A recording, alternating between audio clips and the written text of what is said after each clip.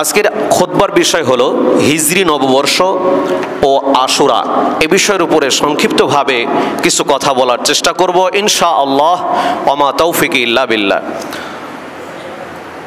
বিষয়টি খুবই পুরাতন বিষয়, নতুন নয়। এটা আমরা শুনতে শুনতে বিষয়ের বক্তব্য শুনতে শুনতে আমরা অভ্যস্ত। প্রতি বছর মুহররম মাসের প্রথম জুমায় এই আলোচনা করা হয়ে থাকে। আপনাদের জানা বিষয়, তারপরও এটা মনে করিয়ে দেওয়ার জন্য শুধু এই বিষয়টির অবতারণা করা হয়। প্রিয় উপস্থিতি, আল্লাহ সুবহানাহু ওয়া তাআলা কোরআনুল কারীমের সূরা যারিয়াত 51 নম্বর সূরা 55 নম্বর আয়াতে বলছেন, ওয়াযাক্কির ফাইন্না যিকরা তানফাউল মুমিনিন। ও নবী, আপনি আপনার উম্মতদেরকে উপদেশ দিতে থাকেন। উপদেশ মুমিনদের উপকারে আসে।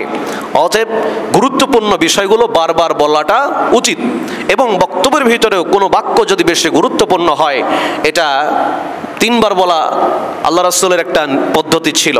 তার মানে যে বিষয়গুলো গুরুত্বপূর্ণ বারবার জনসম্মুখে আলোচনা করা উচিত। প্রিয় উপস্থিতি, আমাদের সামনে আশুরা, সে বিষয়ে আলোচনা হবে ইনশাআল্লাহ। খুতবার বিষয় হচ্ছে হিজরি নববর্ষ। সময় সংক্ষিপ্ত, দ্রুত বলার চেষ্টা করছি। হিজরি নববর্ষ ও আশুরা এ বিষয়ের উপরে সংক্ষিপ্ত খুতবা।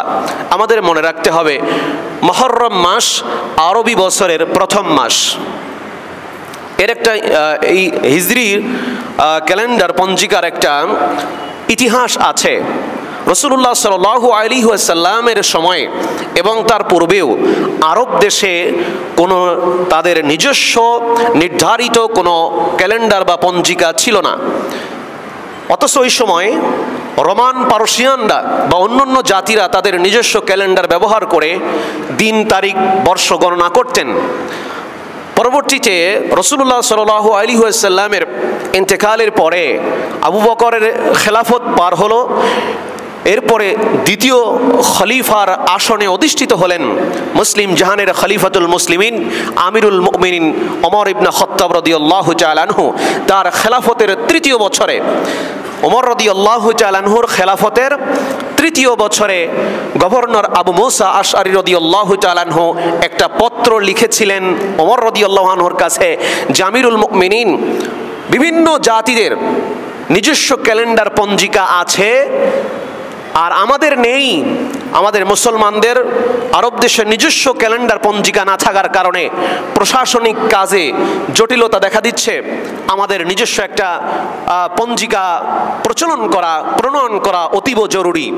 এই চিঠি পেয়ে ওমর রাদিয়াল্লাহু তাআলা আনহু তিনি জরুরিভাবে মিটিং ডাকলেন। সাহাবা ইকরামদেরকে নিয়ে পরামর্শ সভায় বসলেন। সাহাবা ইকরাম কেউ কেউ পরামর্শ দিলেন, রোমান এবং পারস্যের যে ক্যালেন্ডার আছে ওইটাই আমাদের চালানো হোক। কিন্তু অধিকাংশ সাহাবা ইকরাম কঠোরভাবে এটাকে প্রতিবাদ করলেন যে না, আমরা ইহুদি খ্রিস্টানদের কোনো ক্যালেন্ডার ব্যবহার করব না। আমরা মুসলিম জাতি, আমরা সব দিক থেকে আমরা পরিপূর্ণ, আমাদের কোনো কিছুর অভাব নেই। আমাদের কোনো কিছুর যেহেতু অভাব নেই, আমরা তাদের ক্যালেন্ডার ফলো করতে পারি না, আমাদের নিজস্ব ক্যালেন্ডার প্রয়োজন। সাহাবা ইকরাম পরামর্শ দিলেন, তাহলে কবে থেকে সাল গণনা শুরু করা হবে? কোন সাহাবী বললেন, আল্লাহ রাসূল সাল্লাল্লাহু আলাইহি ওয়াসাল্লাম যে বছর জন্মগ্রহণ করেছিলেন সে বছর থেকে সাল গণনা শুরু করা হোক।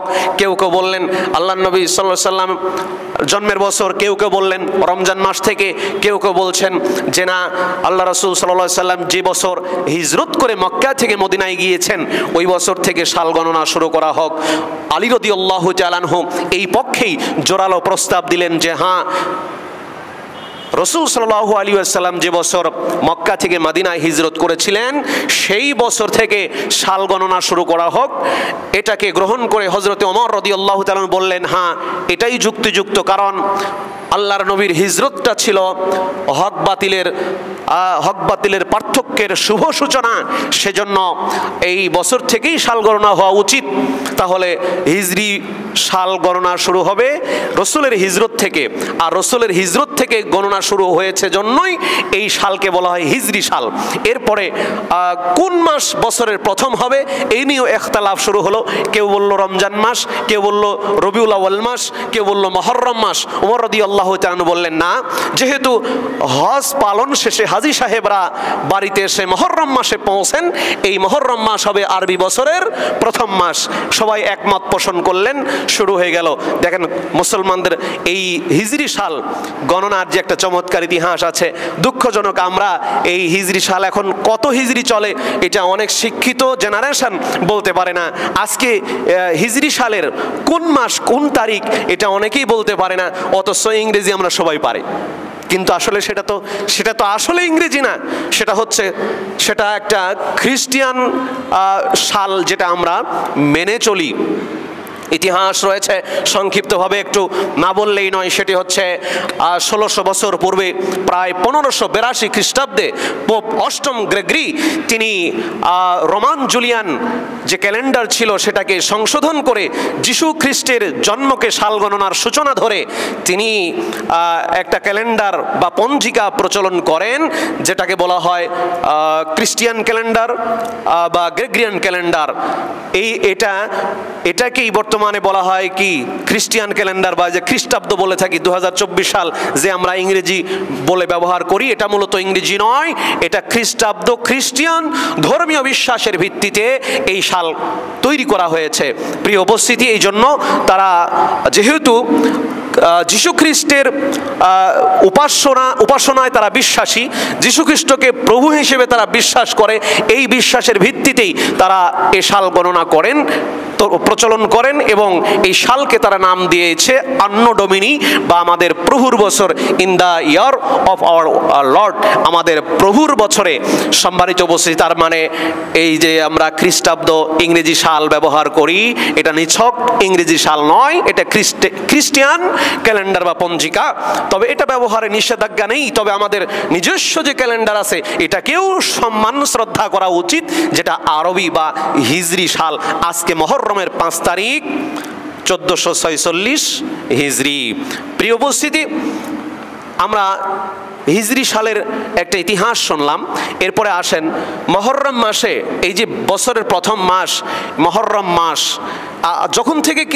যখন থেকে হিজরি সাল গণনা শুরু হলো তখন থেকেই কি এই মাস গণনা শুরু হলো? না, এই মাস আগের থেকেই ছিল, কিন্তু গণনা ছিল না, সাল গণনার পদ্ধতি ছিল না। এই মাস 12টি মাস, এটা আসমান জমিন যেদিন সৃষ্টি হয়েছে ওই দিন থেকেই রয়েছে।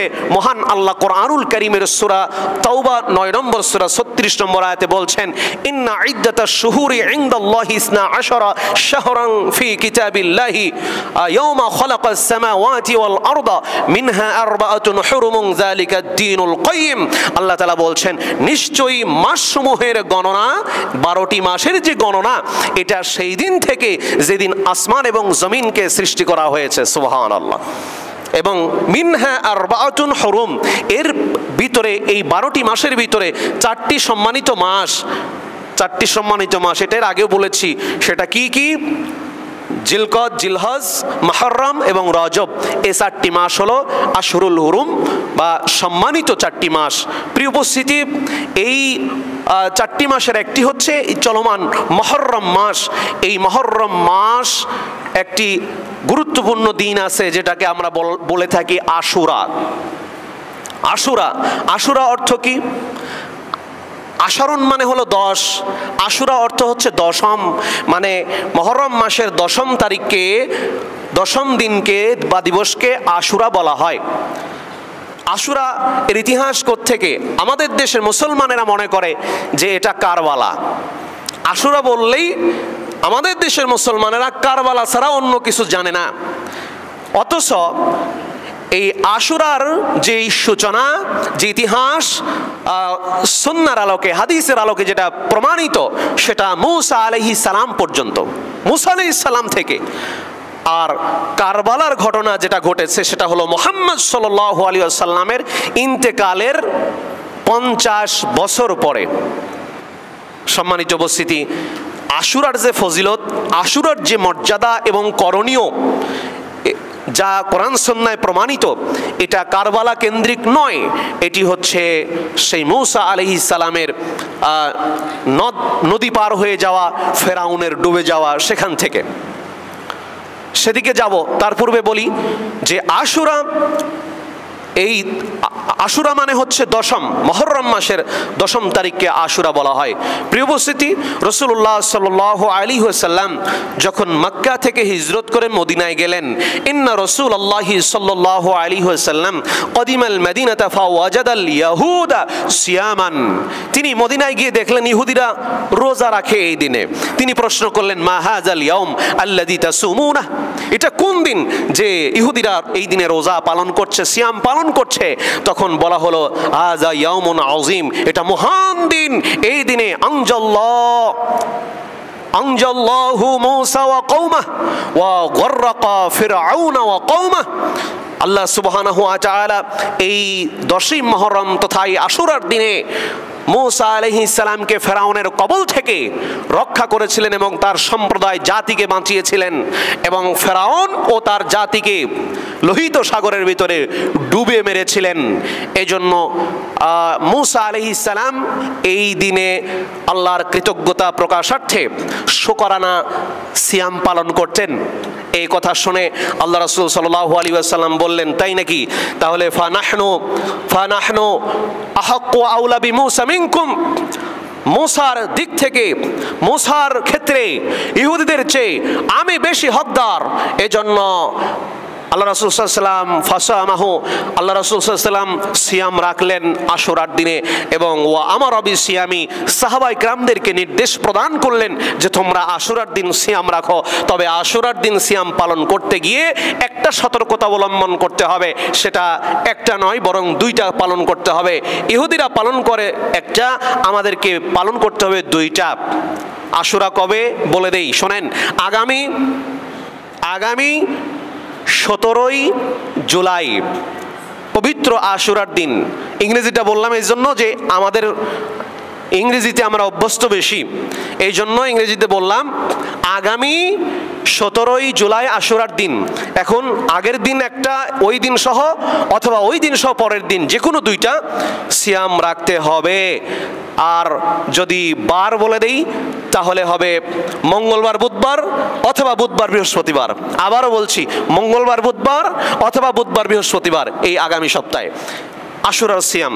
এই সিয়ামের ফজিলত সম্পর্কে আল্লাহ রাসূল মুহাম্মদ সাল্লাল্লাহু আলাইহি ওয়াসাল্লাম বলেন যে, সিয়ামু ইয়াউমে আশুরা আহতাসিবু আলাল্লাহি আইয়ুকাফিরা সানাতাল্লাতী ক্বাবলা। আশুরার সিয়াম আমি আশা করি এর দ্বারা বিগত 1 বছরের গুনাহের জন্য এটা কাফফারা হয়ে যাবে। সুবহানাল্লাহ। সগীরা গুনাহ, 1 বছরের সগীরা গুনাহ আল্লাহ তাআলা মাফ করে দিবেন। এবং অন্য হাদিসে সহিহ মুসলিমে এসেছে, আবু হুরায়রা রাদিয়াল্লাহু তাআলা আনহু থেকে বর্ণিত, তিনি বলেন রাসূলুল্লাহ সাল্লাল্লাহু আলাইহি ওয়াসাল্লাম বলেছেন যে, আফদালু সিয়ামি বাদা শাহরি রমাদান, রমজান মাসের সিয়ামের পরে সবচেয়ে ফজিলতপূর্ণ, সবচেয়ে গুরুত্বপূর্ণ, মর্যাদাবান সিয়াম হলো সিয়ামু শাহরিল্লাহিল মুহররম, এই মুহররম মাসের সিয়াম। সুবহানাল্লাহ। আল্লাহর মাস মুহররম মাসের সিয়াম রমজানের পরেই সবচেয়ে গুরুত্বপূর্ণ বেশি। অতএব আমরা চেষ্টা করব এই 2টা দিন সিয়াম পালন করা হয়, মঙ্গলবার বুধবার রাখবেন অথবা বুধবার বৃহস্পতিবার, যে কোনো 2টা সিয়াম আমরা পালন করার চেষ্টা করব ইনশাআল্লাহ। মনে রাখতে হবে, এই আশুরাকে কেন্দ্র করে যাবতীয় আনুষ্ঠানিকতা সবকিছু নিকৃষ্ট বেদাত। যেমন আমাদের দেশে কিছু আবেগপ্রবণ নামধারী তথাকথিত সুন্নি গোষ্ঠী আছে যারা তাজিয়া মিছিল করে, এটা নিকৃষ্ট বেদাত। জশ্নে জুলুস নিকৃষ্ট বেদাত। এই উপলক্ষে খিচুড়ি রান্না করা, কোনো খাদ্য ভোজের আয়োজন করা বা মিছিল সমাবেশ করা, শোভাযাত্রা বের করা, এসব কিছু নিকৃষ্ট বেদাত। কারণ এই ব্যাপারে কোনো রকমের দলিল পাওয়া যাবে না। সাহাবায়ে কেরাম রিদওয়ানুল্লাহি তাআলা আলাইহিম আজমাইন তারা আশুরা উপলক্ষে শুধুই সিয়াম পালন করেছেন। তারা এই দিনে বা এই দিবসে কারবালা কেন্দ্রিক কোনো রকমের তারা শোক বা শোকের মাতম তারা করেননি। আর শোক পালন করা বা শোকের মাতম করা নিকৃষ্ট, হারাম, এটা নিষিদ্ধ ইসলামে। শোক পালন করা যাবে না। শোক পালন করা শুধুমাত্র একজন মুসলিম ভাই মারা গেছে তার ভাইয়ের জন্য, বা পরিবারের একজন ব্যক্তি মারা গেছে, তার 3 দিন, সর্বোচ্চ 3 দিন শোক পালন করবে। আর যদি স্ত্রী বেঁচে থাকে তাহলে 4 মাস 10 দিন পর্যন্ত স্বামীর বাড়িতে অবস্থান করে শোক পালন করবে। এছাড়া বাকি সকল আত্মীয় স্বজন মাত্র 3 দিন, এরপরে শোক পালন করলেই গুনাহগার হতে হবে। প্রিয় উপস্থিতি, এই জন্য কারবালায় ইমাম হুসাইন শাহাদাত বরণ করেছেন, তার জন্য আমাদের কলিজা ভরা মহব্বত রয়েছে, কিন্তু আমরা কোনো তার মহব্বতে সীমা লঙ্ঘন করে বেদাত কোনো কাজ আমরা করব না ইনশাআল্লাহ। আমাদের দেশে প্রচলিত আছে চাউল ডাউল তুলে এই দিনে খিচুড়ি পাকানো হয়, সিন্নি বিতরণ করা হয়, এগুলো সব কিছুই নিকৃষ্ট বেদাত। এর থেকে আমাদেরকে বিরত থাকতে হবে। সর্বোপরি কথা মনে রাখতে হবে যে আশুরা এটা হচ্ছে কারবালা কেন্দ্রিক নয়, এটি মুসা আলাইহিস সালামের সেই মুক্তির দিন, সেখান থেকেই মূলত এটার সূচনা হয়েছে। আর কারবালা পরবর্তীতে এই দিনে কারবালা সংগঠিত হয়েছিল। এই জন্য কারবালা উপলক্ষে যদি আপনি সিয়াম পালন করেন, ইমাম হুসাইন শাহাদাত বরণ করেছেন, সেই উপলক্ষে যদি আপনি কোনো কিছু করেন, সেটা সওয়াব তো দূরের কথা, বেদাত এবং গুনাহের কাজ হবে। মহান আল্লাহ আমাদেরকে বুঝার তৌফিক দান করুন।